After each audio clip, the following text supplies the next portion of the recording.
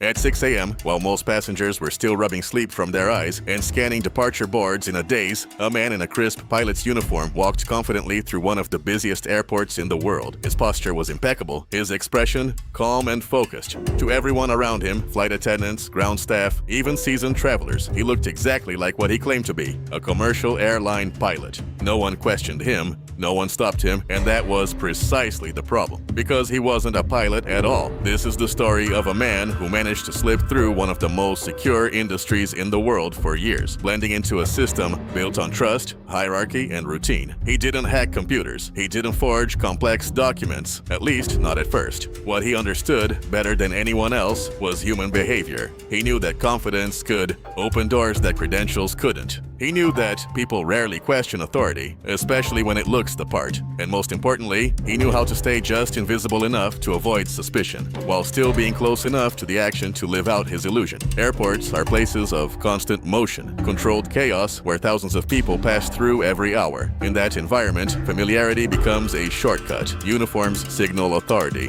badges signal access, and when someone appears to belong, they are rarely challenged. This man exploited that reality with precision. He studied the patterns, observed the routines, and learned how to move like an insider. Over time, he didn't just visit airports, he became part of them. But how far did he actually go? Witnesses would later claim they saw him inside cockpits, sitting casually among real pilots. Some even insisted he had taken part in flights, not as a passenger, but as someone who belonged there. The line between reality and illusion began to blur, not just for those around him, but perhaps even for the man himself. What makes this story even more unsettling is not just what he did, but how long he got away with it. Years passed, flights came and went, security systems evolved, and yet somehow he remained undetected. Was it luck? Was it intelligence? Or was it something deeper, something about the system itself that made this kind of deception possible? Because this isn't just a story about one man pretending to be a pilot. It's a story about how easily perception can be manipulated, about how authority can be performed,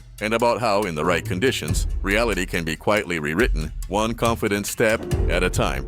Topic 1. The beginning of the illusion. Long before he ever stepped into an airport wearing a pilot's uniform, he was just another young man with an unusual fascination. Aviation for him wasn't just about planes, it was about the people who flew them, the way pilots carried themselves, the respect they commanded, the quiet authority in their movements. While others admired aircraft, he studied behavior. He spent hours observing airports from the outside at first, watching how crews entered restricted areas, how they interacted with staff, how they moved with purpose. It wasn't random curiosity, it was calculated attention. He noticed patterns. Pilots rarely hesitated. They didn't ask for directions. They walked as if every space belonged to them. And more importantly, no one stopped them. That observation planted an idea, one that started small, almost harmless. What if he could walk through those same spaces, not as a passenger, but as someone who belonged there? The first step was appearance. He knew that if he looked the part, half the battle would already be won. So he found a way to acquire a pilot's uniform. It didn't need to be perfect, just convincing enough. Dark blazer, white shirt, epaulettes on the shoulders, polished shoes. The transformation was immediate. In the mirror, he didn't see himself anymore. He saw authority, but clothing alone wasn't enough. He needed to embody the role.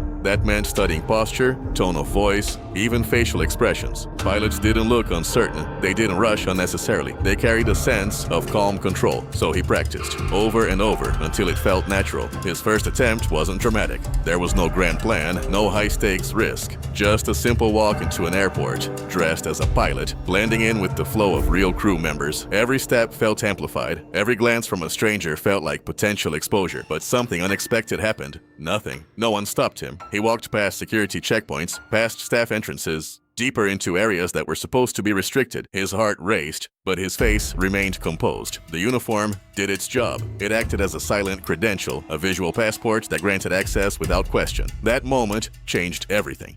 What began as curiosity quickly turned into something more calculated. He realized that the system wasn't just secure, it was predictable, and predictability could be exploited. The more he observed, the more confident he became. He started timing his visits, choosing moments when airports were busiest, when attention was divided. Soon he wasn't just entering airports, he was navigating them like an insider. He learned where crews gathered, how briefings worked, which doors were used by staff instead of passengers. He didn't need to know everything, he just needed to know enough to avoid standing out. And then came the first real escalation. Instead of staying on the surface, walking through corridors and restricted zones, he moved closer to the heart of aviation itself. The gates, the aircraft, the places where only authorized personnel were supposed to be. It was a risk, a significant one, but by that point, confidence had replaced hesitation. He approached gates not as a visitor but as a professional. A nod here, a brief greeting there. No long conversations, no unnecessary attention, just enough interaction to reinforce the illusion. And again, no one stopped him. What made his approach so effective wasn't complexity, it was simplicity. He didn't overact, he didn't draw attention. He understood that the more normal something appears, the less likely it is to be questioned. But with each successful attempt, the stakes grew higher, because eventually, walking through airports wouldn't be enough.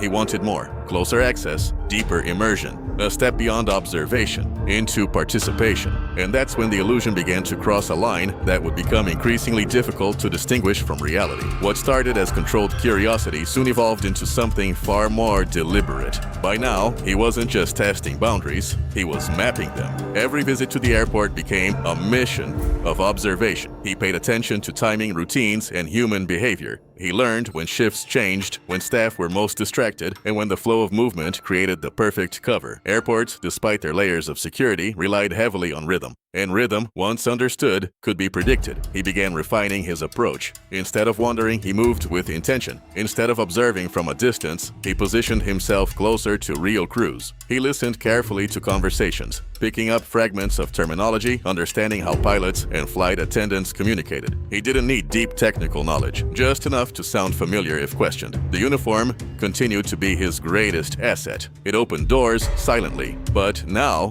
he added something even more powerful: behavior. He adopted subtle gestures, a quick nod to ground staff, a confident stride, the habit of checking his watch as if tracking a schedule. These details, small as they seemed, reinforced the illusion. At some point, he stopped feeling like an outsider pretending to belong. He began to feel integrated. His movements grew bolder. He passed through staff-only corridors, entered crew lounges, and lingered near briefing areas. Occasionally, someone would glance at him, perhaps trying to place his face, but recognition was never required. In environments like this, familiarity is often assumed, not verified, and that assumption became his shield. Then came a critical moment, his first close encounter with actual cockpit access. It wasn't planned as a breakthrough. It happened gradually, almost naturally, as a result of accumulated confidence. He approached a boarding gate where a flight crew was preparing for departure. The pilot stood nearby, engaged in quiet conversation. Without hesitation, he positioned himself within their proximity, matching their demeanor. No one questioned him.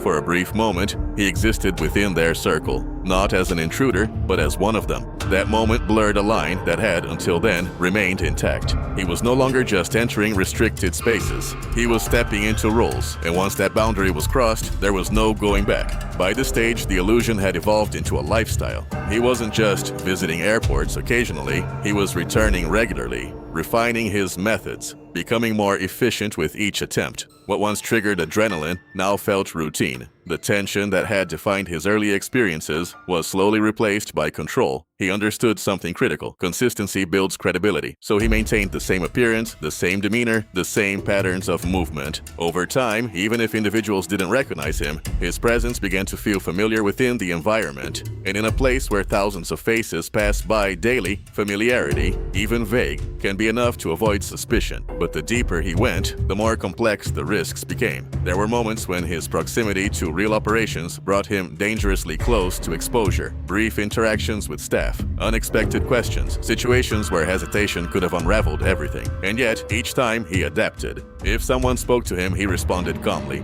often redirecting the conversation or keeping it brief. He avoided details, relying instead on confidence and tone. People rarely pressed further. In high-pressure environments, efficiency often overrides curiosity. What's striking is not just what he did, but how little resistance he encountered. There were no dramatic confrontations, no immediate alarms, just a quiet continuation of access sustained by perception. Some accounts suggest that he didn't limit himself to public-facing areas or crew spaces. There were claims, never fully confirmed but widely discussed, that he had been seen inside aircraft cockpits before departure, not operating controls, not interfering, but present, observing, existing within a space that symbolized ultimate authority in aviation. Whether every detail of these accounts is accurate or not, the pattern remains clear. He moved closer and closer to the core of the system, without triggering its defenses. But living inside an illusion comes with a cost, because the more real it feels, the harder it becomes to separate identity from performance. At some point, the question is no longer, can I do this? But who am I becoming? And that question, unlike security protocols, cannot be avoided forever. No system, no matter how predictable, is without friction. And over time, small inconsistencies began to surface. They weren't dramatic at first. A second glance from a staff member, a slightly longer pause during an interaction, a question asked with just a bit more attention than usual. These moments were subtle, but they signaled something important. The illusion, while still intact, was no longer invisible. As security measures evolved and awareness increased, environments like airports became less forgiving of anomalies. Technology improved, identification processes became more structured, and even human behavior, once his greatest advantage, started to shift. People became more cautious. For someone relying entirely on perception, that shift was critical. He had always depended on blending in, on being just another figure in a uniform. But now blending in required more effort. The margin for error was shrinking. There were moments when he had to adjust quickly, changing routes, avoiding certain areas, limiting interactions. The freedom he once experienced was gradually replaced by calculation, and with calculation comes pressure, because maintaining an illusion over time requires constant awareness. One mistake, one inconsistency, one moment of hesitation, and everything could collapse. What remains unclear is exactly when the turning point occurred, whether it was a specific incident, a close call, or simply the accumulation of risk reaching a threshold. But what is clear is this: the system he had navigated so effectively for years was beginning to respond, not with a single dramatic failure, but with gradual resistance. And in stories like this, the end rarely comes from a single event. It comes from the slow unraveling of something that once seemed seamless. Because no matter how convincing the performance, reality has a way of catching up. And when it does, the question is no longer how the illusion was built, but how long it can survive. The collapse of the illusion didn't happen in a single dramatic moment. There was no sudden alarm echoing through terminals, no immediate confrontation in front of a crowd. Instead, it unfolded quietly, almost imperceptibly at first, like a thread slowly being pulled from a tightly woven fabric. By this point, he had grown accustomed to navigating the system with precision. But familiarity can create blind spots. The same confidence that once protected him now carried a subtle risk: predictability. And predictability, in a system that had begun to evolve, made him easier to notice. It's believed that suspicion didn't begin with hard evidence, but with instinct. A staff member who saw him more than once but couldn't recall where he belonged. A face that seemed familiar, yet disconnected from any official roster. Small details that, on their own, meant nothing, but together formed a question that couldn't be ignored. Who is this man? Once that question surfaced, the dynamic changed completely. What had once been assumed was now examined. What had once been ignored was now observed. Internal checks may have started subtly, quiet verifications cross-referencing personnel, reviewing access patterns. In environments like airports, scrutiny doesn't always announce itself. It builds silently. And for the first time, the system began to look back at him. The exact moment of exposure remains unclear. Some accounts suggest it happened during a routine interaction that didn't go as expected. Others imply that authorities had already been watching, waiting for confirmation before acting. What matters is this: the illusion broke, not because of one major flaw, but because the accumulation of small inconsistencies finally reached a point where they could no longer be dismissed. When confronted, there were no credentials to validate his presence. No official record, no legitimate authority. The uniform, once his greatest asset, became meaningless in the face of verification. And just like that, the identity he had built over years vanished. The man who had walked freely through restricted spaces, who had stood among real pilots, who had come closer than anyone expected, was revealed to be exactly what he had always been: an outsider. After the exposure, the focus shifted quickly, from the individual to the system.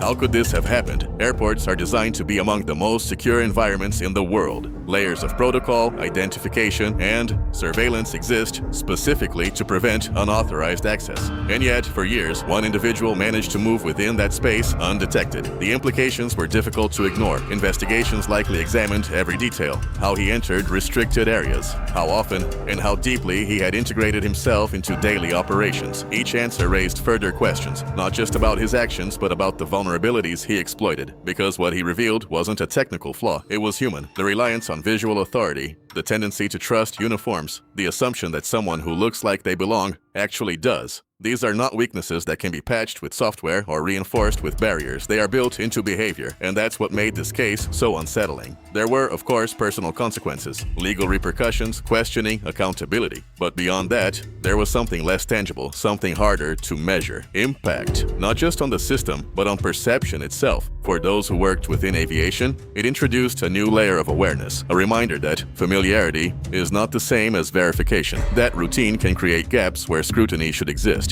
And for everyone else, it raised a deeper question: how much of what we trust is based on evidence, and how much is based on appearance? At the center of this story is not just an act, but a mindset, because what he accomplished required more than opportunity. It required understanding, not of machines or systems, but of people. He recognized something fundamental: most environments operate on unspoken agreements. We trust signals, we respond to cues. A uniform suggests authority. Confidence suggests legitimacy. And in fast-moving spaces, those signals are rarely questioned. He didn't force his way in. He aligned himself with expectation. That's what made his approach so effective. He didn't disrupt the system, he mirrored it. He became a reflection of what people were already conditioned to accept. There's a concept in psychology often referred to as social proof. The idea that individuals look to others to determine what is normal. In environments like airports, where roles are clearly defined and movement is constant, that effect becomes amplified, and he used that to his advantage. But there's another layer to consider: identity. Living within a constructed role for an extended period can blur internal boundaries.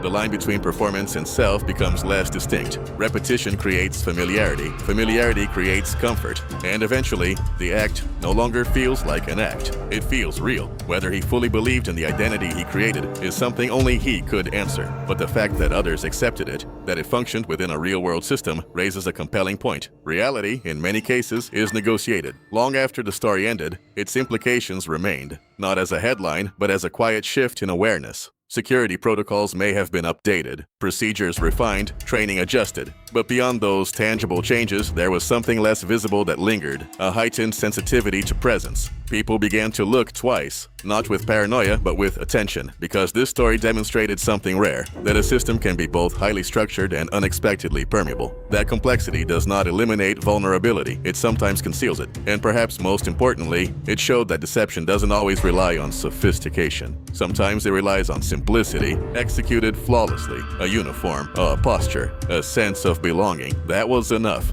The man at the center of this story didn't rewrite the rules of security. He revealed how they could be bypassed without breaking them directly. And that revelation carries weight far beyond airports, because the same principles apply elsewhere: in institutions, in organizations, in everyday interactions. We trust what looks right, we accept what feels familiar, and we rarely stop to question what fits perfectly into expectation. In the end, this is not just a story about deception, it's a story about perception, about the fragile line between what is real and what is accepted as real. For years, one man walked through a world that wasn't his, unnoticed, unquestioned, unchallenged. Not because the system failed entirely, but because it functioned exactly as it was designed to: efficient, predictable, human. And within that design, he found space. Space to move, space to exist, space to become something he was not.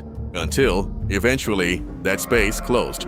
What remains is not just the memory of what he did, but the questions it leaves behind. How often do we assume instead of verify? How often do we trust appearances over evidence? And how many other illusions exist, not because they are perfect, but because no one is looking closely enough to see through them? Because sometimes the most convincing deception isn't the one that hides in the shadows. It's the one that walks openly, in plain sight, and is accepted without question.